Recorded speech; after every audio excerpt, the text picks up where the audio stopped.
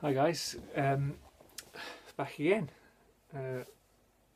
Less than a week since I made my last video.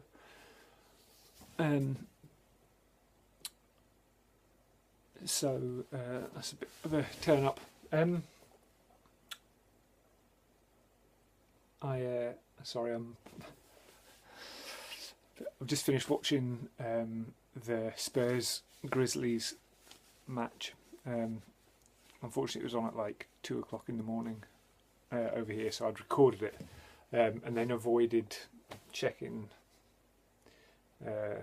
Instagram or anything. So I didn't know what the score was. So thankfully we're through. So I'm quite delighted about that. But anyway, we're not really here to talk about basketball. So records. For those of you that watch regularly, you'll remember I bought this maybe a month ago. Jarvis Cocker and Chili Gonzales, their concept album, or concept or song cycle maybe, about Room 29. Well, not long after I bought this, frustratingly, the record store day list came out, of which this was one of the items that was on it. So I have two. They're basically the same. The actual record itself is the same. The inner sleeve is the same. The sleeve, as you can see, is slightly different. The record store day version has a kind of Hessian textured sleeve, but the main difference is the record store day version comes with this great booklet, which the normal version doesn't. Whether the difference justifies the price difference, I don't know, because this was basically nearly twice the price of this one. But I can, so if I spent 20 quid on this and this one was 40, if I can sell this one or give it to somebody, then, or swap it or something, this one's only cost me half, so that's the way I'm looking at it anyway. But yeah, I think it's great. There's those that probably don't, but I'm not them. Finally got round to listening to this, Grateful Dead. This is great. Of all the live Grateful Dead albums I've bought, of their record store day releases anyway, this is probably the best one so far.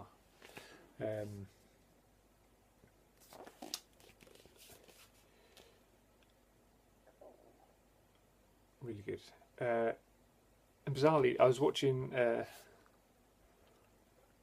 Stavros's video the other day when he showed this, and he was speaking about another thing that he'd bought that had fingerprints and things on it. Well, my version of this, when I opened it up, the discs and things, there was very faint scuffs and fingerprints. So, I mean, it plays great. It still plays fine. But yeah, it's always a bit disconcerting when you open a sealed record and yeah, there's fingerprints on it. Anyway, continuing with the Grateful Dead, I've picked up another thing for my Grateful Dead collection, which I got ridiculously cheap. It's this. Two plain card sleeves, handwritten, Grateful Dead live, somebody called Bruce. And then on the back we've got the track listing handwritten here. Somebody's got it slightly wrong. I like the way they've gone to the effort of writing some of the track titles in black, some of them in blue.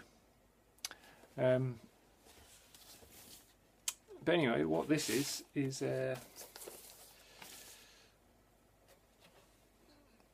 test pressings, white label. I don't know whether I'll be able to get you to see. Probably not. No, too much glare. But yeah, yeah, white label test pressings. This is the not the live dead, but the kind of self-titled live one. Is it the one that's known as Skull and Roses? What's the catalogue number here? K66009. So I think that's the Skull and Roses one. So this is one that I don't actually have. I don't have the standard version of this, but I saw this on eBay. It was one of those things that was just kind of, it was just there, and I put a bid on it, thinking, oh, I'm never going to get that. And I was the only person that put a bid on. So for, I can't remember exactly what I paid for it. It wasn't much, maybe 10 or 12 quid. Yeah, test pressing of the Grateful Dead. So this is cool. It's another cool addition to my Grateful Dead collection. And finally, the other thing that I bought recently, which has been a whole lot of fun, is this, which is a 1973 Eagle Products model HA10. HA stands for headphone amp, all transistor stereo headphone amp. Now, still in its original box. Looks like this. It's really cool. 2 headphone sockets. Curiously, it's got a volume channel for the right and the left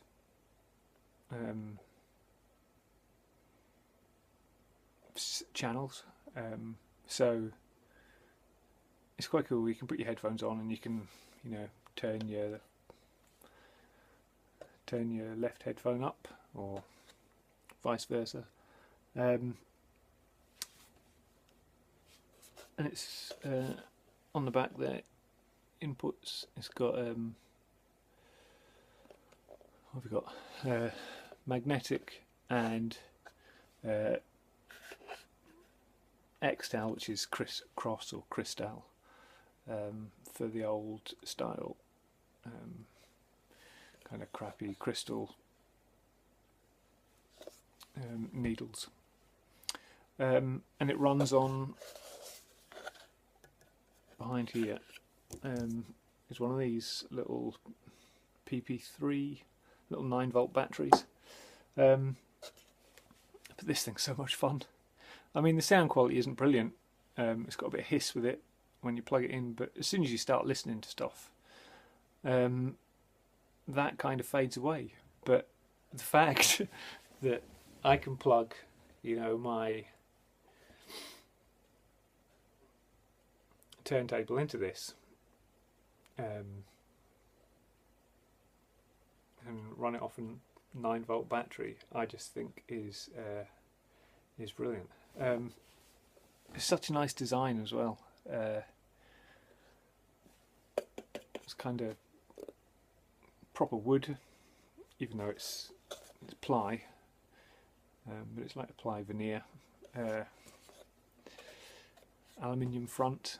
The legs screw off and enable you to slide the whole gubbins out the middle to check the inside. But yeah, as much as I've just got this fantastic new stereo, this little box here has been a real eye opener, and it's going to be cool for, like, you know, somebody has a turntable. You know, you can take this and test it.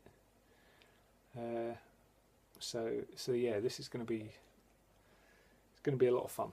I think these were made in Japan, and I've seen them with various different logos on them when I've been searching for it online. There's this one that says Eagle Products. I've seen another one that says I think Eagle International in great big writing along the front, and there was another one, another brand that I'd seen.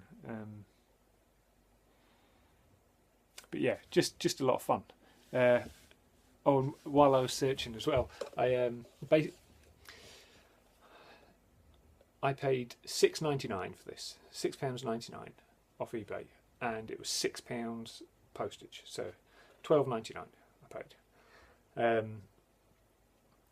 And I found pictures of a catalogue, an Eagle International Eagle Products catalogue online, and it had a picture of this, and its price was, in 1973, £12.96. So I got it for pretty much the same price. Obviously £12.96 in 1973 is a lot more than it was now. But they had some other cool little boxes. As I was looking through this catalogue, they had little headphone junction boxes that are quite cool. I might try and find. The quality's not brilliant, but I think things like this are just a whole lot of fun. Who wouldn't want a stereo that they could run off one of these bad boys? So yeah, so that's it. Really, 12 minutes, plenty long enough. Hope everyone's doing well. And yeah, see you again.